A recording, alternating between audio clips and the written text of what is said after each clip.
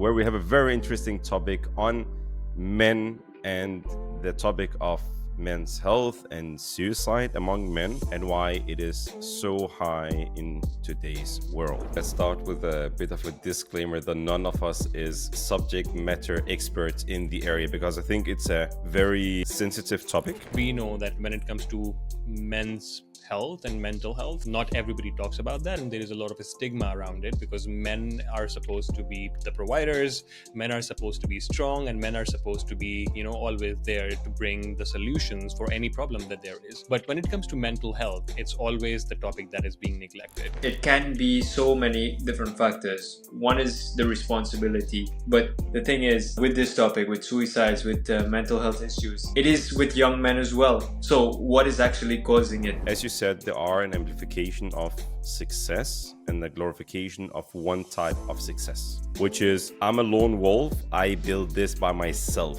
And then it becomes of a norm that if you really want to make it, you almost need to make it alone. If somebody asked me for help, I would be very happy to be there. No matter who that person is, even if we're not very close friends, but I will love to be there to help and support because I think this is human nature. What is a man? And I need to be a man. I need to, be this, and this. Like, take responsibility for yourself and start there and build on top of that. And that is what a man is: someone who takes responsibility for themselves. And welcome back to another episode. I think it's episode 8. If it's not, send us a message. If it is, then welcome to episode 8, where we have a very interesting topic on men and the topic of men's health and suicide among men and why it is so high in today's world. And of course, I have my bro Neil with the black shirt as always, and I have Rafe in the background without any cats. Welcome to my bros. I got the intro today, and I'm not going to continue anymore. Rafe, thank you. Over Thank to you so much. You just said I have a black shirt, bro. Yes, Neil, where is your black shirt? I'm fucking blind, bro. I'm blind. I changed it today. All right, you guys. So, of course, we wanted to talk about this topic especially because we know that when it comes to men's health and mental health, not everybody talks about that, and there is a lot of a stigma around it because men are supposed to be the providers, men are supposed to be strong, and men are supposed to be always there to bring the solutions for any problem that there is. But when it comes to mental health, it's always the topic that is being neglected, right? And especially, I always say this, that masculinity comes in the way of men really taking care of their mental health and talking about it and sharing those emotions. As we already know that men die nearly 3 times more globally than women when it comes to suicide, which is such a high freaking number. And that is why we are going to be going deeper into this topic and really understanding what are the reasons why men take that action and how can it be avoided. So we will first start with Ali and get his opinion on why do you think that is. Why do men not share their emotions and why do they take such a drastic actions of taking their lives? So I think let's start with a bit of a disclaimer that none of us is subject matter experts in the area because I think it's a very sensitive topic. And when we are providing our perspective on it, it's really our take on it. And being men who experience the responsibility of life and the pressure of life, and then we actually have people in our circles who have taken their life, and that has been something that's been shaping us. So really wanted to make that disclaimer because, again, I think there are a lot of statistics in the area. It's not because we're going to dive into the numbers. It's more about our personal experience. Just wanted to make very clean sheet before we even start because I think that one is very, very important. But in terms of the reality that we live in at this point of time, I think the big difference between men and women is, because I was actually looking into a little bit of numbers, so we can take that one in here, that women have a way higher likelihood of stress and depression. And it's actually almost 3 to 4 times more in getting a diagnosis than a man. So I think this is one of the root causes that men, first of all, do not speak about the problem. So you will sit down with it until it becomes unbearable. And even there, then you just take your own life. Because a lot of times, actually, when you have seen people, and I've seen people in my own circle, that just disappeared. One day you see them being very, very happy and living a normal life. The only thing is, no one knew what was happening in the background because they never opened up about it. And I think that's the big challenge of that men in general are not brought up, and there are a social norm about that men are not that vulnerable. They don't speak up when they problem, and they need, most of the time there are almost an underlying rule that men need to take care of themselves. So if you have a problem, you deal with that problem. And I think that is a root cause of why men get to the state of depression and severe depression. And then on top of that one, that you don't have a system that can release that pressure of life and responsibilities. And when you think about it, like how much responsibilities we have today, it is really a tremendous amount. And if we don't have a system that can release that pressure from us, and again, it's like a pressure cooker, if you keep pressure it to the level, it will actually explode.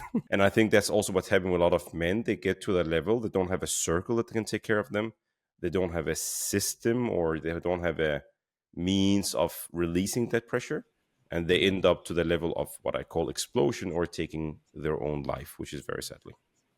Yeah, and I think it's a mix of what we also portray in our media, right? Like we are always showing that men are supposed to be these strong figures in the household, like going to fight wars and whatnot. And I think that is a part of how this stigma has also been formed, because essentially, when it comes to emotions, we have, I think now it's becoming prevalent in media where they show men crying and sharing emotions. But before that, like in all of these years, where all the movies we have watched, we have never seen men being vulnerable and sharing what they're feeling.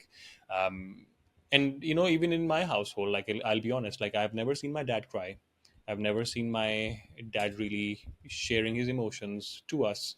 And we always saw him as this figure, who kept everything together, and he was the strength of the house. So that has been stigmatized, and also something which has been normalized. And when it comes to therapy and everything, we never really talk about it. Like it's always considered woo woo, which is crazy, and I think that should be normalized. But let's go to Neil and get his perspective on this as well. Yeah. Um, So I mean, there's a lot of deeper things that go with it as well, right? So Ali shared the stats of like women are more likely to get diagnosed because they would most likely seek help or go to a doctor, get professional help. Basically, men probably not likely, right? No matter how tough things get, they won't go seeking help and all of that. No, underlying like causes, it can be so many different factors. One is the responsibility, but responsibility kind of adds on as you maybe get a family or have kids, all of these things, and as you grow older. But the thing is, with this topic, with suicides, with mental health issues, it is with young men as well. So what is actually causing it? And I think there's so many factors. I'm not the professional, of course, but this is just from my own experience, and it can be the responsibility of uh, getting your life up to speed, depending on your background and all of this, your surrounding situation, your circumstances, not feeling purposeful. Because now there's this huge like culture where we compare and all of that, and it's so amplified, it's insane. Like if you go online, every single person looks successful, so that's one thing, and we can't help but do that, right? Now, back in the day, you don't know anyone from across the world, some random dude online, because the person who, or the people that you would associate with, would be within your surroundings.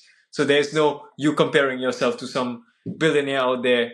Who knows what they may be doing to have a successful life, what shady shit or illegal shit. But there's no way to do that. So now that is amplified. And if you go online, everybody has a six pack, everybody's a millionaire with a Lamborghini, everyone has the best life traveling to the exotic locations. Like that's what you'll see, and that is what is shown for a reason, right? It's just a show game with all this social media and everything. Um, and that is one factor. Then the other side of it, as I mentioned, is like the internal state of a person as well. Like, not everyone has had that, let's say, mental training to get themselves up to a place where whatever comes at them with everyday life, they can handle it, right? Because it depends on how you grew up, what was taught to you by your parents, by your surroundings, all of these things, the experiences you've had. Because mental toughness is something that takes time to build up, right? It's resilience, and the reality is life is not easy. It is a challenge, and that is just how it is. But it's about building up that resilience, and not everyone has had that opportunity to build up that resilience, and it can be because they were sheltered, it can be because of how they grew up or the circumstances or the situation. Like, to me, anyone from first world, and this is just my biased opinion because I grew up in a third world country, right? Rough as fuck. So to me, anyone from a first world country, I see them as soft, because they didn't grow up facing the same things I faced in a third world country. And not saying that they didn't have challenges. They did, of course, but it's not at this level. Their challenges is a little more first world. So yeah, I mean, everyone is going through shit, and that's the reality. So it comes down to adapting to it and stuff. But the underlying thing is like, why do men actually take it to a step further to end their life? And the reality is, I think they just don't want to come out and seem weak or vulnerable or less of a man. And you Mm. mentioned in the beginning about the media and what is portrayed. Like today, I don't see that anymore. Actually, I don't see strong men on the TV shows or the movies or anything. Not as much as it used to be when I was growing up. But I grew up looking at the old school stuff with Van Damme and Bruce Lee and Stallone, and I love that. Like these were strong men going through stuff and all of that. Like Rocky showed emotion. He was crying and everything, with his wife and with his career and stuff. Like I think there was vulnerability in there as well. But yeah, I mean, the media does have some stuff to do with programming and everything, but ideally it comes down to the individual and the circumstances. And I think having the I don't know, just an idea that you can share this with someone, that you can seek help, and that it's okay, is something that can already change things. Like for me personally, like I didn't ever want to see like a therapist and stuff, and I did when I was going through a rough patch with building a company and everything. Uh, you know, and it's okay to talk to someone. Like it doesn't have to be forever. It can be just for a situation, but sometimes you just need an outside perspective, and it may not be a friend or your partner or something, but just someone who doesn't really know you but can just see from the outside what is happening in your mind, in your life, and help you bounce some ideas maybe. But yeah, there's so many factors to it. Yeah. So, Neil, Go on, can Ali. can we build on a topic that I think, because also for whoever's going to be listening on the other side, the topic of success and how success is being portrayed. Because when I was reflecting on this topic, as you said, there are an amplification of success and the glorification of one type of success, which is I'm a lone wolf. I build this by myself. And then it becomes of a norm that if you really want to make it, you almost need to make it alone. And already there, I think you are almost cutting half of your abilities, because success is very rare built on the foundation of a single person. It's Agreed. actually built on the foundation of a people or a group or a community and so on. Also, because when I'm thinking about it, I'm like, previously, for example, if you had the Roman Empire, Persian Empire, Egyptian Empire, and some things, like you were conquering, you were part or a bigger or of a bigger purpose, and when you were fighting, you still had your piece of that purpose. Whereas at this point of time, I am fighting the fight of success alone, which of course put a lot of pressure, because as you said, it's not only the path, but also the glorification of what other people are achieving. And you said it, that you just need to open your Instagram and everyone is having a six pack, everyone is having a Lamborghini, and everyone is living the dream life and flying private jets. And I haven't seen that many private jets above my head ever. Okay, just to, and I and I think, to make it very clear for someone listening out there, to define your own success. And I think that one gets back to the what is the purpose of your life? How do you define success? Because out of a sudden, I am not obeying the success of society, but I'm obeying the success that I define as success. For example, for me, I define success that I'm having a good core in my family, that my family is living a fairly good life. I don't need to drive 15 Lamborghinis and 15 Rolls Royces, but I just need to have a car that drives me from A to B, and that I'm having a healthy and happy family. That in itself, I'm feeling very successful about it. I don't need to have a 6 or 9 figure business. I just need to provide enough for my family that we are not feeling that we are lacking or missing something. That is for me a very good success. And out of a sudden, I stop to compare myself to other people. And once I do that, as we spoke it, I think what's missing for a lot of men is really a system who can support you to release the pressure in your life. And for me, that change in mindset really make you change from I don't need to compare myself to anyone. As we always say, I need to compare myself to myself. And also I'm like, oh, you need to compare yourself to yourself yesterday. I'm like, listen, life is tough in itself.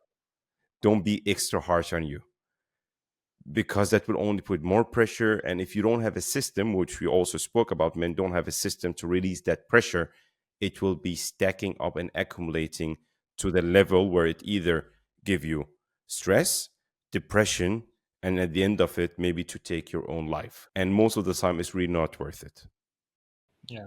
And taking your own life is literally just hopelessness, right? Like they have no hope in getting where they want to get to. And I think a lot of the people do feel that. And one thing that you did talk about, Ali, was having that outlet. And I think in between three of us, when we started this, that was the whole reason for us, right? Like to have that outlet, to be able to speak with each other in all frankness and not really hide anything and sugarcoat anything, versus just being vulnerable and sharing what we're actually going through. And that's when we found out that, Neil, you were going through a lot of stress with your business, and you were seeking help with therapy, which is great. Like we never went to a level where we did talk about that, like that we do need help, we do want to seek help. And I think for men especially, like in all of these movies, Neil, you talked about Rocky and everything, none of these guys, when they were going through hardships, went for therapy, or had a let out in one way or form. They came out as heroes because they had such mental toughness. Yeah. All of these movies never back down, where they were like, no man, I have mental toughness, I'll keep going until I get to a place where I succeed. And a lot of the people lose hope in that path. So why do you think it's so hard for men to talk about mental health? Okay, so again, I would love to speak from my personal experience, because I'm speaking to whoever sitting out there, as in it's the fourth brother sitting with us. So I had a very specific scenario in my life where I was going through hard time with my relationship. And then I know that my friends wanted to interfere and actually support me during that time. The only thing is that circle of friendship that I had, I didn't feel that I wanted to open up and being vulnerable for these people. I didn't feel that there were the right circumstances. And I think you really, because it leads to another thing, that a lot of people are struggling to have deep friendships or deep connection with other people, which can facilitate that you open up on vulnerable topics. And I think that was a very big challenge for me, that I really, trust me, I really wanted to open up on that topic. But the problem is, I didn't want to be in a state of judgment or someone criticizing the way I'm doing it. And at the end of it, most of the time, and I would love to hear your perspective on it. I'm always saying, you know what, I'm going to solve my own problems. And again, it's a challenge, it's my challenge, I will go through it, I will solve it. No, I don't need anything. I think a lot of times, honestly, I either need a therapist, I needed a coach, or I needed a psychologist who to support me. So I'm not saying I'm actually perfect, I'm very far away. And I think a lot of times I've been denying where I really needed support, because I recently actually started to have, because we have a on-site coach in our company. She's actually a psychologist and certified coach, and the amount of relief that I'm getting every single time I'm talking with her, honestly, I don't have an agenda when I'm going there. I'm like, what am I going to be talking about? I'm just going to be talking about a random thing that really pops in my mind. I cannot tell you the mental and the emotional release that I'm just getting by having 1 hour. And most of the time, dude, she's only listening, and she's just feeding me my own thoughts and giving me a third perspective on a lot of things. And that has been helping me tremendously. So I would really, to summarize it, not having a deep enough relationship with the people you have around you to allow you to open up. And then on the second one, where I said, like, okay, that's also my personal experience going through therapy and a psychologist, and how much it had been helping in my own life. Hope that gives a bit of information to the people listening to this one. Yeah, and I think what you're trying to say is that find people to talk to and seek out for help, right? I Yeah, think but it's it's so hard. But it's honestly, it's, I don't know how many. Okay, so Rafi, we know each other very well, but outside of this circle, how many people will you be able to really open up for everything from intimacy in your relationship, your parents and parents issues, siblings issues, business issues, work related issues? How often do you actually have these people around you? I don't. And like, and I feel the older you grow, the more, harder it becomes for you to be trusting people to share these things. And it's not because we have lack of people around us. It's just because, do you put that trust in people? Like, I can share that with you. I can share that with Neil. I can share that with my partner, probably with my mother. And like, I think at least I'm getting there slowly and gradually. But outside this circle, and a few more people around, are outside this circle, I don't think there is anybody else. Yeah. Yeah, and just to add to that, it's like it's important to analyze and look around and see who you're surrounded by. And if it's just people who you go out and have fun with and party with, and I don't know if that's the right people to be around, honestly. It might be fun, but if you can have these deeper conversations and address what's actually happening in your life and stuff, then yeah, it may not be the most authentic people that you're actually surrounded by and have in your circle, which is needed in times like these. And I'm not saying your friends are there for you to just put your heavy stuff on. It shouldn't be like trauma bonding, as they say, right? Where you just go negative. But life is dynamic. You should share the highs, and you should go into the lows. And if one of you, or someone in your group, or a few people is going through rough patches, you should be in it together. Same way you would go and have fun together or celebrate together, be in it for each other. And I think that's super important. Like, just having that space and having the people where I have my safe space with them and I can share anything. I think that's super important. And as we get older, it's exactly as you say. It gets more challenging, but I think that's where friendships get even deeper, and that's important. Like, even I have friends who have been with me since, like, for like almost 20 years already, and it's now that we actually go deeper and go into the realities of life. And it gets deeper with time. And yeah, it might be uncomfortable initially to actually approach this and stuff, but I don't think there's anything to be ashamed of or anything. It's just the reality of life. And when you're younger, as men especially, you joke about everything, right? If you're going through shit as well, you joke about it, and it's just a moment for haha. But as you get older, you realize you can still joke on it. We do for each other, but at the same time, we know it's something real and something can ask for help on, or advice or anything.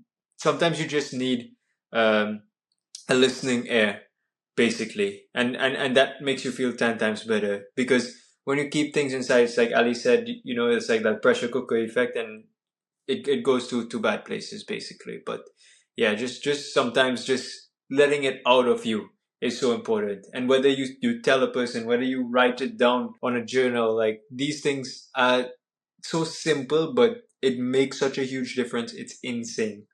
So, Neil, I would love to build on that one because I think that's very interesting. Can we refer back to your project that was called The Integrated Man? Yeah, yeah. And I think also remember, because most of the time, I think for me, what I'm against is the modern masculinity or the schisma masculinity that's happening at this point of time. Like the ultimate masculinity alpha. I'm like, no, bro, we are actually an integration of the female and the masculine. And I would love to give something practical to the listener in here, which I think is very important. First of all, I think it's really to frame your friends or your circumstances before you even speak about things. I'm like, listen, bro, I know you want to give me 100 million advice, but honestly, I want you to tap into your, I'm not going to say tap into your female side, but also fucking just listen. I said the F word, but it was very important. But really, listen to me without giving your smart inputs or telling me that I did something wrong. Just listen. For the next 15 minutes, just let me release it from my side. And then afterwards, we can get into the masculine side and maybe start to figure out solution. But most of the time, we actually have the need of expressing things. And I think that one is number one takeaway. But also, like moving forward, man to man, which questions would you ask another fellow man so he can open up a bit deeper and maybe release a little bit of the pressure that we have been speaking about? Do you have a good question that you actually can ask who can lead to deeper like conversations, which is not how the weather is today? Are you feeling good? Yes, I'm feeling good. What else could you ask a person to really open up a little bit and maybe have a deeper connection and release a little bit of that pressure? Yeah, so I think going beyond the yes no questions, right? So definitely for sure it needs to be open ended questions that they can expand on. But one question that I know works really well is like, what is the one thing that you're battling with right now that is really, that is a struggle for you, that is really taking your energy? So from there, if you are a good listener and you start with a question like that, just let them flow, it tends to come even more, So that is one for me. I don't know, Rafe may have some suggestions as well. Yeah, from my side, I think, just building that space first and opening that space. So I think the way you can open that space is by sharing what you're going through, and being authentic about it and really going deeper into that. I think that also builds a space and also ease, because like if you just go and ask such heavy questions, and if you don't have that kind of relationship, Yes. it will not really open you up. And within us, I think, we if we can ask these questions, and we can be vulnerable like that, because we have been doing that. But when it comes to people you have not really been vulnerable with, and you want them to go deeper, I think if you can share what you're going through, because there is so much relatability in humans. Like, everybody goes through shit. Literally every single person, no matter how rich or poor they are, they're going through something or the other. Because in human nature, we are never really satisfied. We're not never really complacent with how the lives are. So everybody's going through a challenge, and if you can share truly what you're going through and how you're feeling about it, I think if you're authentic about it, they will feel it, and they will be able to share with you as well. So, Rafa, you said something that was very interesting in here. And again, I would really love to nail it down to something very concrete someone will take with them. You said something that you need to change maybe atmosphere, or you need to change the way that the conversation is being held. One thing that actually I've seen a couple of people doing in our company is really the walk and talk. If, Mm. for example, if you have a colleague around you or a friend and so on, really take them like, dude, let's have a talk. And you said something very good, which is initiate the conversation by yourself showing vulnerability and showing a side of, I'm like, this is what I'm feeling in my life. How are you feeling? I feel, for example, something has been a bit off on your side. Is, and again, I think what's very important for men when opening our conversation is you need to get the permission before you enter. I'm like, is that something you want to talk about? Because here's what happened with me and my specific case. My friends really cared a lot about me, but they went into an area without really getting permission. They wanted to support me on an area that I didn't ask for. Did they ask for the permission? Would I actually have allowed them? But they were like, Ali, you're not feeling good. It's not because of this. And by the way, they miscalculated what was really was off. And I'm like, listen, next time, like honestly, I'm like, listen, bro. Again, for example, one of my friends, I saw him one of the other day, and he was actually going through a very, very hard time with his family, a kid that was sick, and so on. And I'm like, listen, bro, I haven't seen you for a while. I hope you were very well. I just wanted to let you know that if there are something and you wanted to have a conversation, I didn't ask him about what's happening in his life. If you wanted to have a conversation, just know that I will be there. And he actually reached out to me 2 or 3 weeks after, I'm like, Ali, can we have a talk and just sit down and so on? I was literally just listening for 2 hours, and that's really what he needed. And by the way, we're not the closest friends at all, but I asked him to give me permission, and I gave him the possibility of letting me be there for him if that was needed. And I think maybe that's what we. So two things I would love to give away in here. First of all, if you're sincere about it, not like, oh, I will be there and you're not there. But listen, if you offer your support, if someone need to talk, if you need someone to be there for you, I'm not going to solve your problems, but at least I can be there as a supporter, then give that card to someone and let it be used whenever that one is needed. And I think what's number two is like, if you're opening a conversation, before really getting yourself involved in someone else's life, getting the proper permission. And the last thing I'm taking away from here is the circumstances really means a lot. Speaking about deep topics in the office might not be a good idea, but taking someone out for a coffee break or a walk in a good circumstances and just opening up a little bit, and most of the time, by the way, just changing circumstances and environments, that might change a person's mindset and give them again a release of pressure and new energy, which make them tackle their challenges in a different way. Yeah, I think opening that space, and there is something about feeling that emotion and really corresponding to that emotion. I don't know if you guys feel that physically, but at times I can feel physically if somebody's going through something. Is the energy that you feel. Coming back to vulnerability and men, is sharing. I think a lot of us are extremely scared about asking for help, and I don't really understand that. Like, I think I have that within me as well, but I do think just asking for help, like, if somebody asked me for help, I would be very happy to be there, who no matter who that person is, even if we're not very close friends, but I will love to be there to help and support, because I think this is human nature, because we coexist, and we have that tendency to help. Why do you think, especially men in this age, Neil, and this question is for you, not ask for help or seek help, or like seek for coaches or therapists? Yeah, so one of the things I would say personally from why I won't is pride. Like, even though I know all this stuff, and still sometimes I want to do everything myself. But one of the major things, it is that internal pride. Like, I can handle anything, I can do everything, and it's good. It's good to an extent, but then sometimes it's not the smartest thing you can do as well, especially with areas like this, with your mental health, the things that you're going through, stress, uh, anxiety, whatever it may be, the challenges. And sometimes you just need to swallow that pride. You just need to put it to the side and say, I do need help with this. I don't have everything figured out always 100% of the time, and that is completely fine.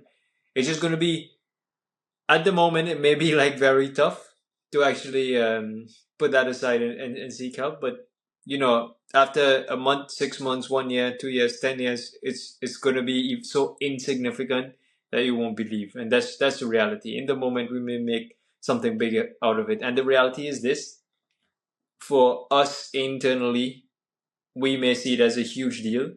But let's say I call up you guys and I say, oh, I need help with this. To me, that may be like, I'm vulnerable. I have to say about this and I have to ask. But for you guys, it's just a conversation, 30 minutes, and you forget about it after.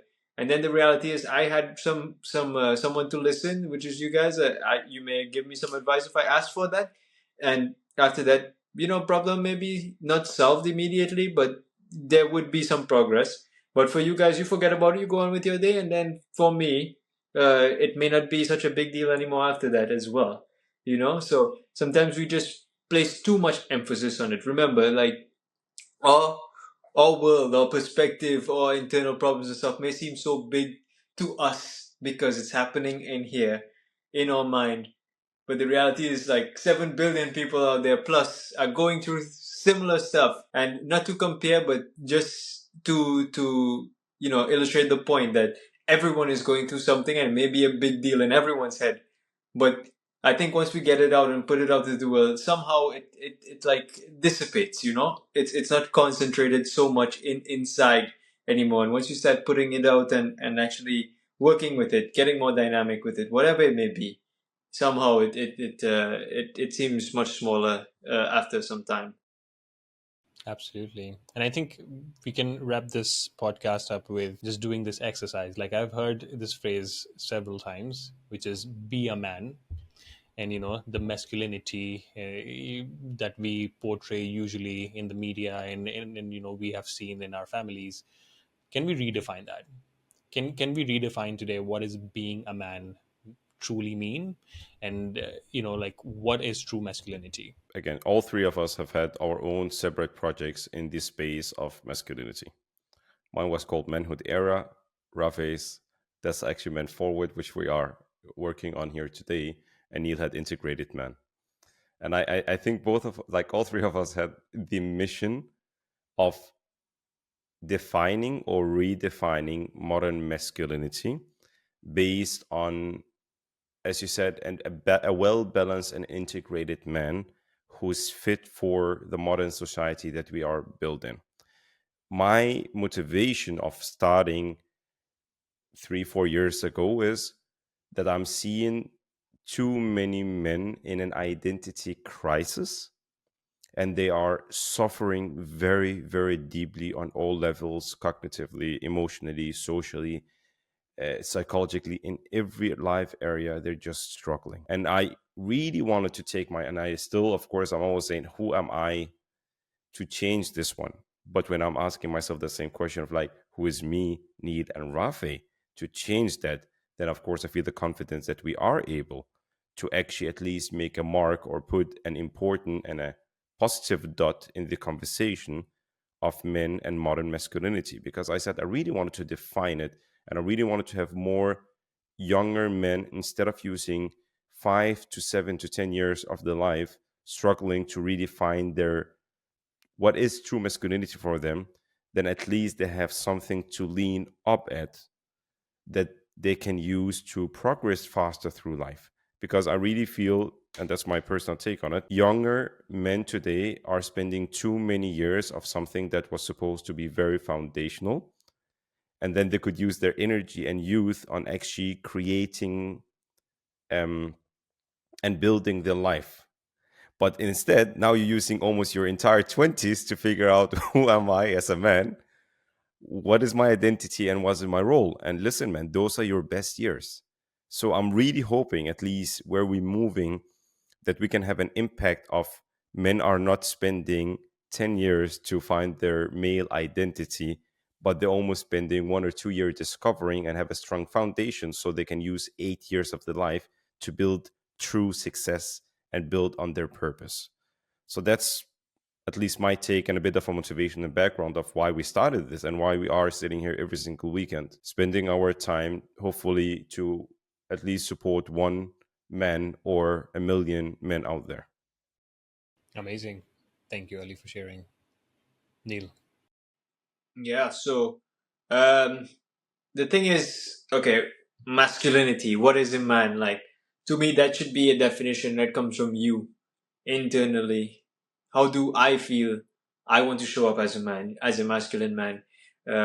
And like we mentioned with the previous project that I had, Integrated Man podcast, I spoke about that integration, right? Like, that is ideally it. Like, there is masculine energy, there is feminine energy, and sometimes we need to channel both when we're in the creative process, like when I'm writing, when I'm creating stuff, when I'm producing or gardening or anything like that, that is more nurturing feminine energy, right? Rather than that whole direction, spearheading, charging ahead, masculine energy. And you need both in life.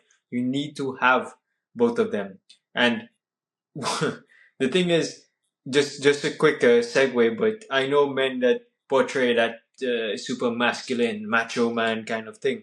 But I know these men are hurting deep inside. I grew up with them, they're like, they have their outlets for it. They would do drugs, smoke weed, or drink alcohol to the extent that, they forget about whatever they're facing. But that is their output. And these men, they do cry, but they cry in silence. They won't cry amongst anyone. And they won't express their sadness because they have to show a face. Because, yeah, I'm a man, and their definition is this man who is so stoic, like a rock, you know. But that is not a man. A man is someone who can be vulnerable and everything. And at the same time, I'm not saying to be, some sub story man who's always crying and depressed and everything, because you still need to have that firmness if you have a family that leans on you, a partner, all of these things. But at the same time, knowing how to express your vulnerability and everything. And it may not be even be with your partner, all of that, right? You may not want them to see you in this space. That's where you may need brothers to actually do this, or your right social circle. That's important of men having other men to for this exact reason, or seeing a therapist or whatever it may be. But yeah, taking that shit away of, this isn't for me, I'm too manly for this. This kind of shit is bullshit. And that's why men go to the edge and go over the point, as the beginning, and the whole topic of this episode is when you're too rigid, and just having that acceptance of some level of vulnerability is important, that you can seek help, and you will get it, and you will come out better, you will come out stronger, and you will have more compassion for yourself, for people around you who may be going through stuff, and really get to understand yourself better. So don't put fixed definition on what is a man, and I need to be a man, I need to be this and this. Like, to take responsibility for yourself and start there and build on top of that. And that is what a man is, someone who takes responsibility for themselves, and build on top of that. Yeah, very well said, Neil. Like, I honestly don't have anything to add because you covered it all. Really taking responsibility of yourself, not just physically, but also mentally. And I think in the previous podcast, we did talk about, taking care of your physical health so that you can really take care of your mental health. And I think that part is there. But being a man doesn't necessarily mean having a 16-inch or a 17-inch bicep, but it's also, accepting how you're feeling and showing how you're actually feeling. Right? You can show the bicep, Ali, and we can end the podcast there. Since Ali No, did the intro, I'm definitely gonna Ali will stand do the for. outro I'm as well. gonna definitely stand for the outro. So I think the outro will come from my heart, based on this conversation that we have in here, and whoever is listening out there, because we are on a mission of building the community we have been discussing about today. To build whatever you want to call it, a men's circle, to build a brotherhood, to build a community, a global community where men are supporting men to not suffer through life, to connect and co create, and to build and thrive through life with whatever tools, connections, support that will be needed. That is why we're sitting here. So if you are someone who feel that this resonates with you, then please reach out to us. If you are someone who believe and think that you can add some value to build the community and to build of the vision of the men forward and push men forward, then we would also love to hear from you, because I think it's a very big mission, and we are just 3 people pushing forward. But I think we would need way more hands, capabilities, and resources to keep pushing on the mission. And this was today's episode on men and the topic of suicide and why men have a high rate of suicide. I hope you guys enjoyed it, and we will see you in the next episode. Thank you so much. Beautiful. Good stuff.